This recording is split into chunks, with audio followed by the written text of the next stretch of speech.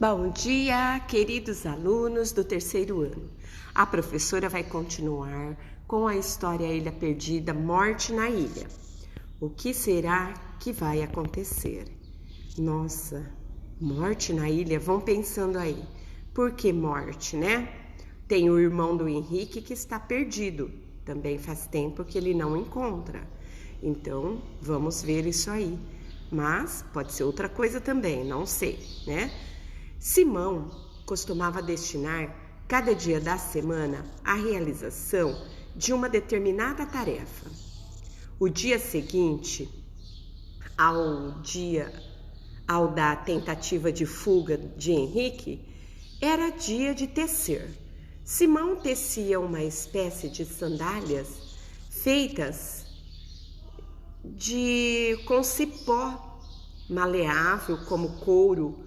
Com esse mesmo cipó, tecia cestas, roupas para uso de cestos para carregar frutas, peixes, etc.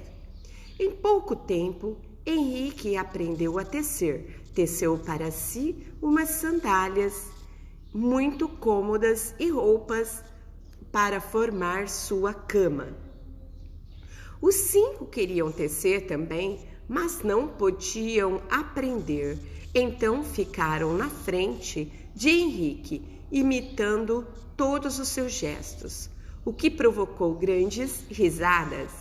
Quando viram que não conseguiram nada, foram buscar os pentes de macaco para se pentear.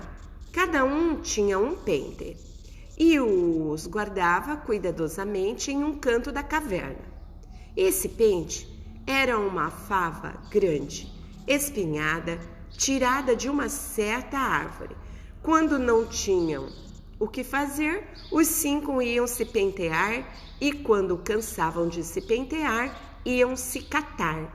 Henrique não sabia se eram pulgas ou que eles catavam uns aos outros, entre caretas e guinchos. Então, enquanto teciam, a oncinha chegou, farejou o ar, deitou-se ao pé de Simão como se fosse um gato. Simão contou a história da oncinha. Encontrara-a rodando rio abaixo, ferida no pescoço, tratara dela, curara o ferimento e ela nunca mais se fora.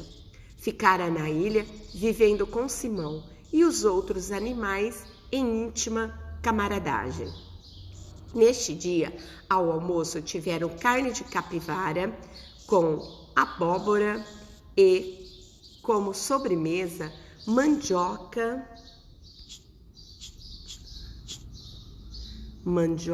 cozida adoçada com mel.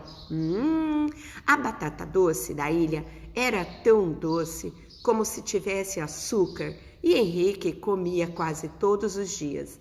Depois do almoço, Simão olhou o céu, dizendo: 2 horas já, vamos continuar nosso trabalho. Já estava começando a anoitecer quando pararam para tomar água de coco verde. Então viram o veado Lucas. Lucas chegar bem correndo. Subiu para o planalto e encostar-se às pernas de Simão. Quase sem fôlego, Simão admirou-se e perguntou como se o veado pudesse responder: "O que há, Lucas? Aconteceu alguma coisa?" E passou a mão pela testa do animal. Lucas não sabia falar por meio de palavras, mas fez gestos mostrando a Simão o que ele queria, e foi como se tivesse falado. Caminhou para o outro lado da mata, voltou outra vez e olhou Simão. Encostou o focinho na mão do homem, como que convidando a acompanhá-lo. Simão compreendeu, disse a Henrique que guardasse os trabalhos que estavam fazendo e aprontasse, pois com certeza iriam andar a noite toda. Entraram na caverna e prepararam-se para a longa caminhada.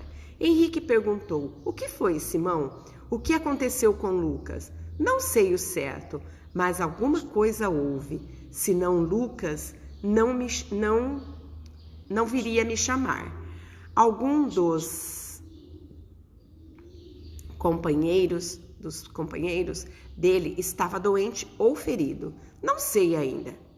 "Você não viu como ele pede que eu o acompanhe? Vamos ver o que é." Dizendo, Simão preparou paus resinosos que serviriam de tochas para a escuridão da mata, e arranjou a cesta com famel e água pura.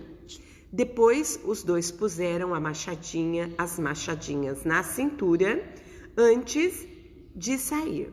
Simão colocou remédios feitos por ele numa caixa de madeira. Talvez esses remédios fossem precisos. Enquanto isso, Lucas esperava do lado de fora, andando de um lado para o outro,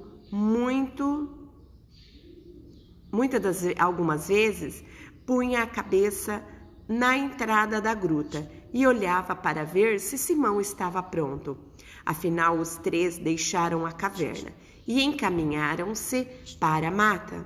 Bonnie foi com eles, enquanto a oncinha ficava tomando conta da morada de Simão. Andaram durante umas 2 horas sem parar. Lucas ia na frente mostrando o caminho. Depois vinha Simão e Henrique mais atrás, Bonnie, e ia às vezes no ombro de Henrique ou de Simão, muito bem resfetelado. Às vezes conversava com Simão como se os dois fossem velhos amigos. Henrique não podia deixar de rir quando Bonnie avisava que o caminho estava ruim. Cuidado, Simão, você cai. Olhe o buraco, Simão respondia. Eu tenho cuidado, Bonnie, não se incomode. Às vezes Bonnie prevenia Henrique. Henrique, não vá por este lado, tem cobra. Bonnie tinha muito medo de cobra. Simão contara que uma vez uma cobra quase matara o papagaio e ele estava distraído no galho da árvore. A cobra veio de manso e já ia dar o bote, quando Simão deu um grito avisando. Foi só o tempo de Bonnie voar e assim escapou da bicha. Desde este dia, Bonnie ficara medroso, pois conhecia o perigo. Quando via alguma coisa se mexendo no chão, ficava com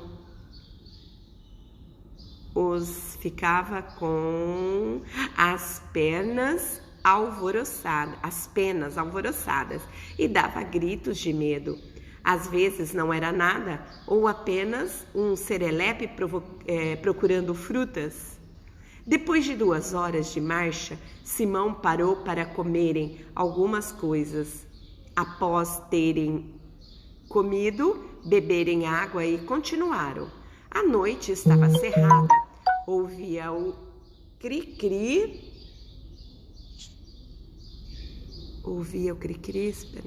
dos grilos nas moitas, um e outro grito de animal vindo das folhagens mais fechadas. De repente, Lucas parou, farejando o ar, olhando à direita e à esquerda. O ar ressoso. Simão perguntou baixinho: "O que há, Lucas? Está ouvindo alguma coisa?" Pararam todos e ficaram escutando. Não se ouvia nada, mas Simão percebeu que o veado estava com medo e resolveu acender uma tocha e procurar o que estava assustando Lucas. Abriu sem fazer o menor ruído a caixa de madeira, onde guardava os remédios e também os pauzinhos que ele chamava de fósforos. Eram uns paus bem pequenos e tão secos que, ao esfregar com força um no outro, pegavam fogo sem demora. Aliás, Simão estava tão perito nisso que num instante aparecia uma faísca, como se fosse mesmo um fósforo que acendesse. Então, agora a professora vai parar por aqui. Amanhã eu continuo, certo? O que será que o veado Lucas está querendo dizer a Simão e a Henrique? O que é que tem aí, será?